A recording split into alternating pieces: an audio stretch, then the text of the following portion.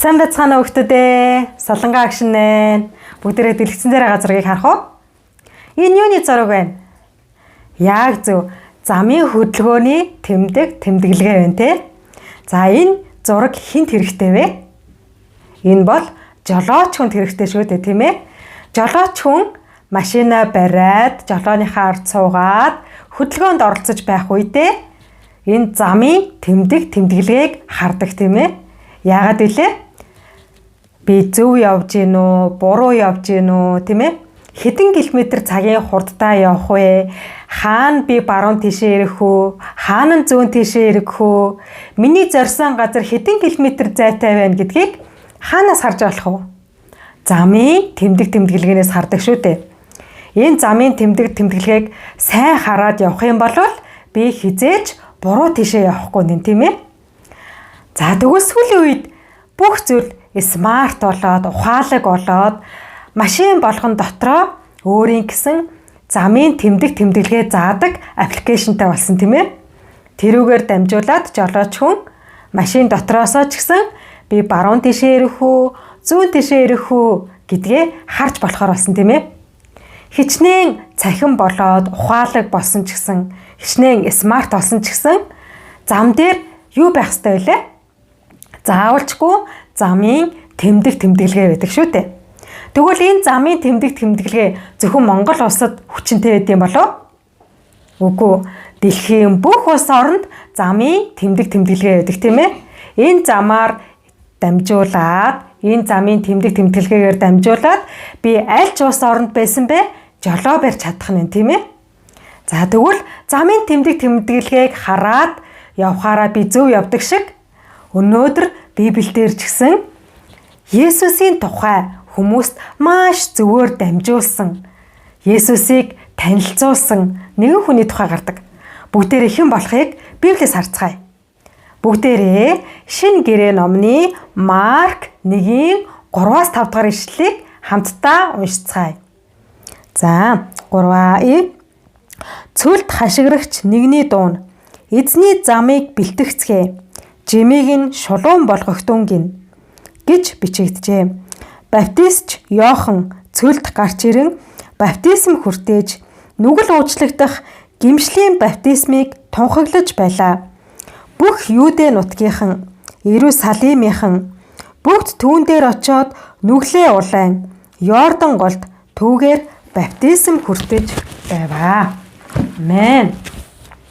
За, найзуудаа бид нэр өнгөрсөн 7 хоногийн турш тийм ээ бүхэл сарын турш бид нэр хуучин гэрээний тухай сурж ирсэн, тийм ээ. За тэгвэл хуучин гэрээнээс хойш шинэ гэрээ хүртэл хэдэн жил зарцуулсан гэж бодож байна?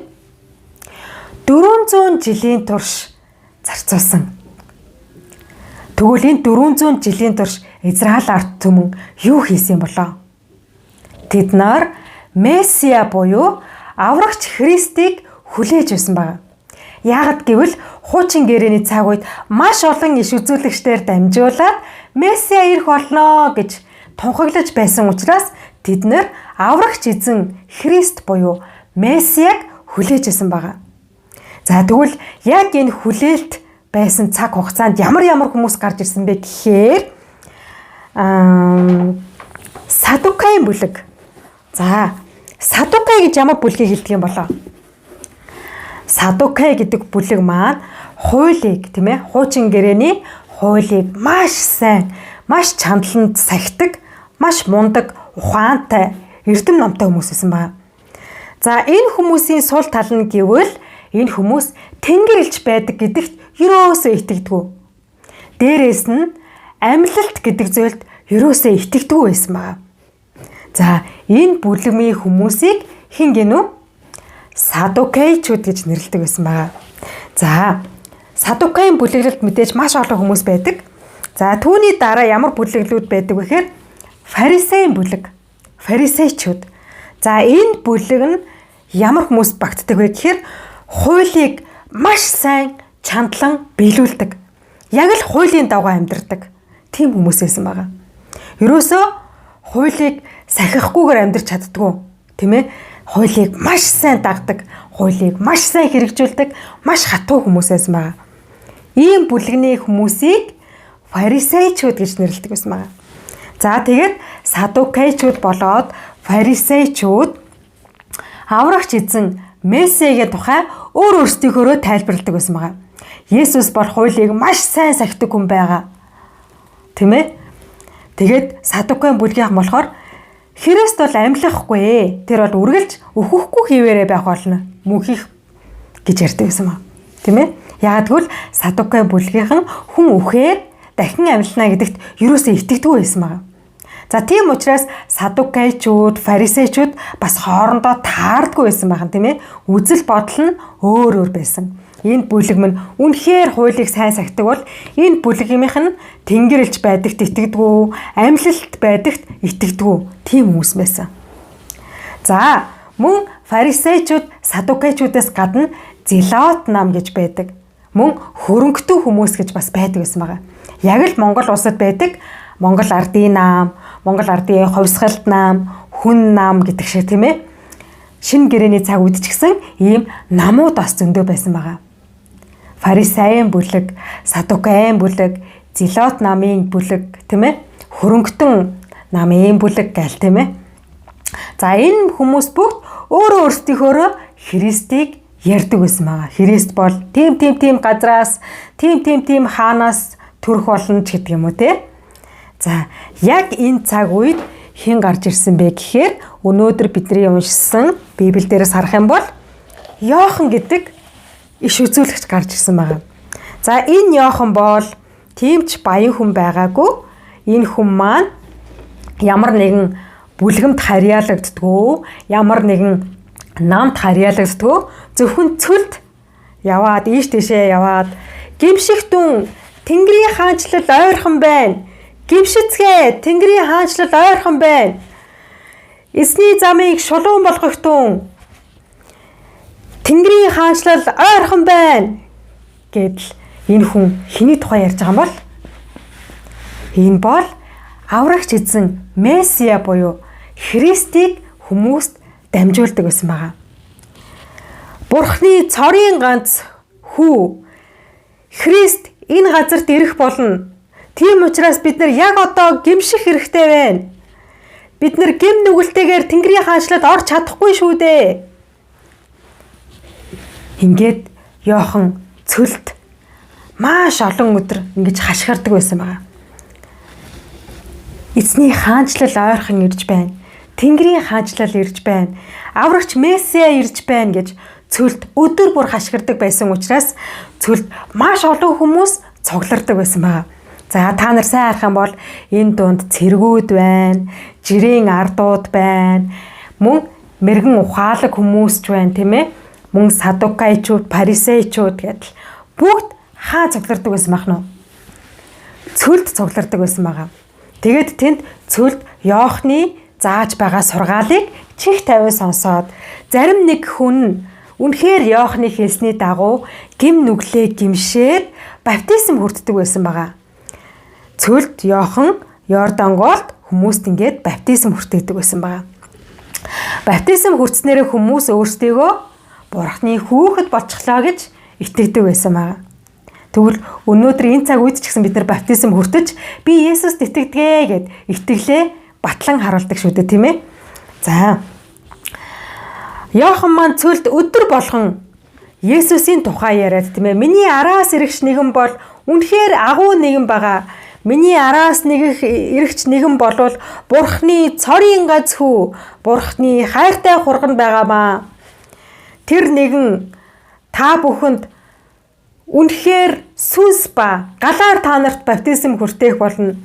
Би та нарт өнөөдөр усаар баптизм хүртээж байгаа ч гэсэн миний араас ирэгч нэгэн бол та нарт ариун сүнсээр мөн галаар та нарт баптизм хүртээх болно. Тэр нэгэн бол аврагч Месиа юм аа гэд өдөр болгон цөлд хашгирж исэн. Гэтэл нэгэн өдөр цөлд нэгэн хүн ирсэн байгаа. Иохан Баптист тэр хүнийг холоос харангуйтаа шууд таньсан. Хүмүүсээ харцгаа. Энэ бол бидний нүглийг үүрэгч Бурхны хураг. Энэ бол бидний нүглийг үүрэгч аврагч Месиа юм. Энэ бол Бурхны цорын гац хайртай хүү Христ билээ. Гэт тэнд цугларсан хүмүүст Есүсийг танилцуулсан байна. Тэгээд Есүс Иохан баптисмаар дамжуулаад баптизм хүртсэн байгаа Йордан голд. Иохан Есүст баптизм хүртээх үед нэгэн гайхалтай зүйл болсон. Йордан голд баптизм хүртээд гараад ирэнгүүт Тэнгэрээс ариун сүнс тагтаа шувуу мэт бууж ирээд Есүсийн дээр тогтсон байгаа. Хүмүүс энэ зүйлийг хараад энэ үнэхээр аврагч эзэн Христ байна. Энэ бол үнэхээр маш олон жилийн турш зөгнөгдсөн Месиа байна. Энэ бол Бурхны цорын ганц хүү юм байна гэх хүмүүс итгэсэн байгаа. Яагаад гэвэл Тэнгэрээс ариун сүнс тагтаа шувуу бууж ирэх үед тийм ээ. Тагтаа шувуу бит бууж ирэх үед Бурхан Тэнгэрээс ингэж хэлсэн байгаа. Харагтун энэ бол миний хайртай хүү. Түүнд миний таалал оршдгоо гэж хэлсэн. Энэ дуу хоолойг сонссон бүх хүмүүс энэ хүн Бурхны хүү юм байна. Энэ бол олон жилийн турш зөгнөгдөж ирсэн аврагч Месиа юм байна гэж хүмүүс таньж эхэлсэн байна. Тэгвэл найзуудаа Иохан баптистч ямар ажил хийсэн байх нь? Есүсийг тунхагсан байна, тийм ээ? Иохан хичнээн маш олон дагалдагчтай болсон ч гэсэн тэр хизээч өөрөөрөө сайрхаагүй. Тэр зөвхөн Есүсийг л тунхаглаж байсан. Би бол жирийн нэгэн, харин миний араас ирж байгаа нэгэн бол Бурхны хүү, бидний нүглийг үүрэгч аврагч Месиа юм а гэж олон удаа маш олон хүмүүст Есүсийг тунхаглаж, Есүсийг дамжуулж ирсэн. Тэгвэл бүгдээрээ хамтдаа залбирах уу? Бурхан минь ээ, бид нар ч гэсэн баптизм хүртээгч Иохан шиг зөвхөн Есүсийг дамжуулдаг, Есүсээр сайрхдаг, Есүсээр бархардаг хүүхдүүд байлгаж өгөөч гэд хамтдаа залбирцгаая. Хүүхэд бидэнд хайртай Бурхан эзэн минь танд баярлалаа. Өнөөдөр та баптизм хүртээгч Иоханоор дамжуулаад бид Есүсийг тунхаглах хэрэгтэй. Есүсээр сайрхах хэрэгтэй. Есүсийг бид нар хүмүүст зөвөөр танилцуулж, зөвөөр дамжуулах ёстой гэдгийг зааж өгсөнд баярлалаа. Бид нар энэ цаг мөчөөс хойш найзуудтай Есүсийн тухай ярьдаг, гэр бүлийнхэндээ ч гэсэн Есүсийг зөвөөр танилцуулсан хүүхдүүд байлгаж өгөөч. Есүсийн нэрээр залбирлаа. Амен. Найзуудаа, Иохан маань хизээч өөрөөрөө сайрхаагүй тийм ээ. Тэр зөвхөн Есүсийг л тунхаглаж байсан шиг бүгдээрээ эх 7 хоногийн турш найзуудтай Есүсийг тунхагласан, Есүсийг зөвөөр танилцуулсан хүүхдүүд байцгаая. Бүгдээрээ дараагийн 7 хоногт уулзцгаая. Түр баяртай.